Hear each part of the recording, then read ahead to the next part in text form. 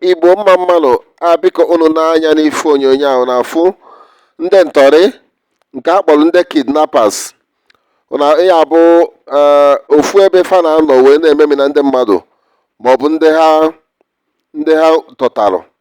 Ị na-anya na-afụ na enwere drone camera eji wee capture wee nwetagasị ife onyonyo a. Ị na-anya fụ na onye nke a na-enwenye isi elu chọrọ ka o were egbe gbatuo drone a mana o kwere ha eme. Ha wee na-achọzi ụzọ ọzọ. Biko onye ọbụla na-aga njem malụ ka o si aga maka na ndị ntọrị nọ n'ebe niile. Nke a wụ ife mere n'Ogun steeti. N'Ogun steeti ka nke a mere. Ya wụ one of the hideouts ebe ndị ntọrị na-anọ. Ewu n'anya na-afụ na akpuchisiri iru ha. Ha chọrọ ka amata ndị fa bụ. Biko anyị ji ohere a wee na-eme ka ụmụ Igbo onye ọbụla saa anya mmiri. Biko for the interest of those that doesn't understand Igbo, we are trying to show you some video footages of the hideout of kidnappers here in Ogun State. Here in Ogun State, we were able to capture this with our drone cameras. So people should be mindful of their movement henceforth. Yeah, this is a hideout. This is a hideout. Can you see that?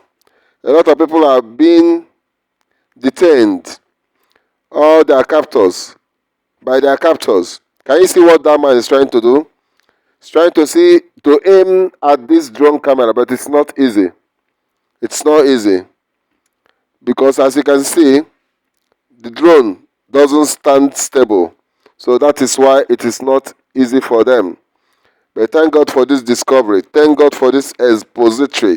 People should be very careful with their movement. Be very, very, very mindful.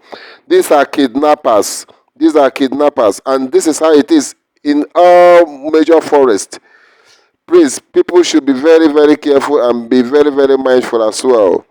We are going to try to do more expository to ensure that we unravel or we unfold all the techniques of these kidnappers. Thank you for watching. Igbo anyị ekenekwa unu ndewonu. Ihe awụ n'Ogun steeti ka o meru. N'Ogun steeti unu n'anya unu afụma ndị ha jigasị. Ihe awụ kidnappers. Biko onye ọbụla mara ka o si aga. Ndewonu.